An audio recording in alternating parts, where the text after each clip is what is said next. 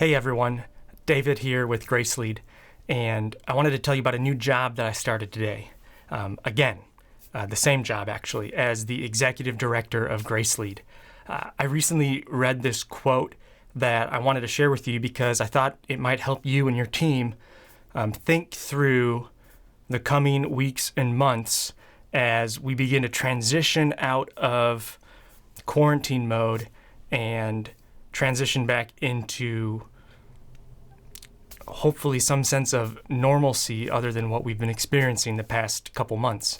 I heard this quote originally from Andy Stanley in one of his leadership podcasts. I don't remember exactly what podcast that was. I looked for it, I couldn't find it, but I did find the quote.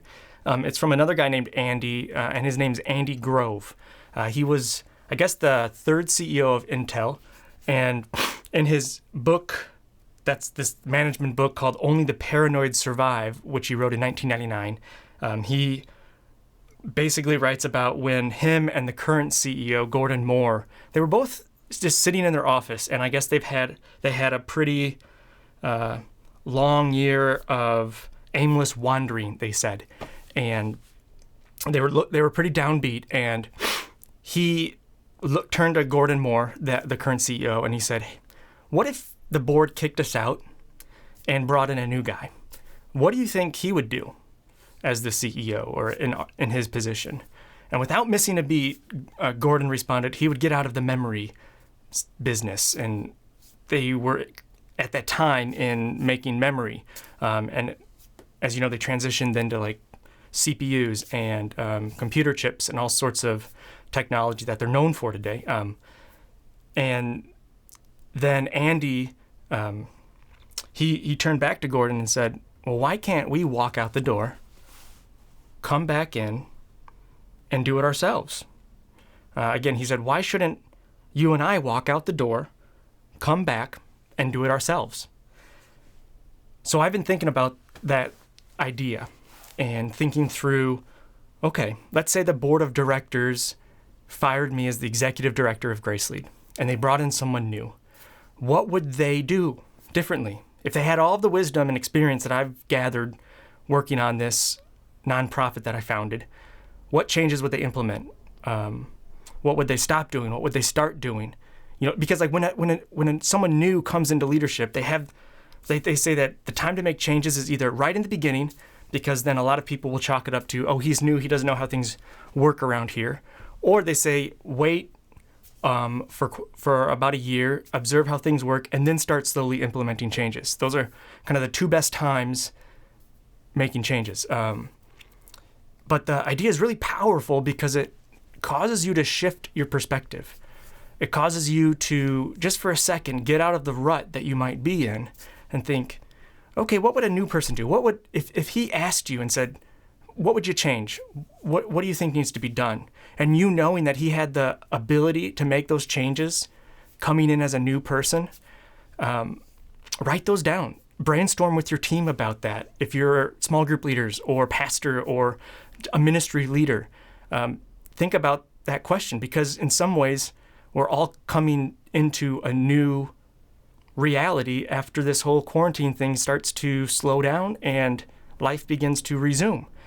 It's a perfect chance for you and your team to think through what the future might look like. It's a new time for you to be able to cast vision and reiterate the mission of your organization. For me, just something I'm thinking through right now is, and this is, I added a physical reality to this. I think I've been learning about ritual recently and how ritual will involve a physical component, because that helps really solidify what you're learning, the idea in your mind, if you have something physical with it.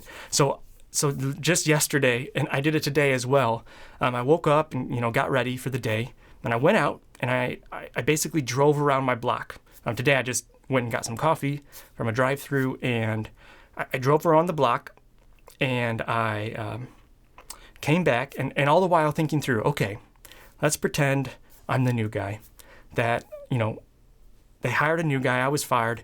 What would the new guy change? What would the new girl change? What would the new guy or gal, I guess, yeah, I want to be specific. Either or. What would they change if they came in as the new executive director? And so I've been processing through that, thinking through like, okay, they probably get a good grasp of the landscape of where everything is. One of the things I've decided to do is to learn in public more. So to make videos like this of things I'm thinking through, to share it with you, because and this will be another video I want to talk about in a little bit. I don't want to have these really long, but just the idea of why seeing the process of how something is developed, or why seeing the process of how something works is so powerful. And oftentimes marketing is focused on the end product and this beautiful, shiny new thing. But people are encouraged more when they see the process. They see the wasted hours and the frustration and the struggle. And so I want to be able to learn in public and share those things with you, because I think there's something really powerful about that. I think anyways, I'll talk more about that later. So what about you? If someone were to kick you out of your position and hire someone new, what changes do you think they should make? And then ask yourself, well, why shouldn't you walk out the door, come back in, and make those changes? Because you can. You have that ability and that power, and you have the time. In some ways, this is an opportunity presenting itself. And whether you're a church plant that just started several months ago, whether that you've been a church that's been going for over 100 years, or a ministry that's been going, for 100 years, or whether you're leading a small group, whether you're really just thinking about leading your family, whatever the capacity is that you lead in, that you serve others in, this is a great chance to think through how things can shift in the future. So I hope that quote encourages you again. Again, the main quote is saying, why shouldn't you and I walk out the door, come back, and do it ourselves? So if you got kicked out and they hire someone else, what do you think they should do? And now why shouldn't you walk out the door, come back, and do it yourself? Hope that encourages you. Know that you're loved by God. Know that I love you, and I'm so appreciative of you for watching the video, if sharing it, if you thought it was valuable with other folks, and feel free to hit the like and subscribe if you want to receive updates about other content as I learn in public and share videos and quotes and things like that about leadership, and also about just connecting grace to all aspects of life. That's something else I'll be talking a lot about. All right, well, thanks, and I hope you have a great rest of the day.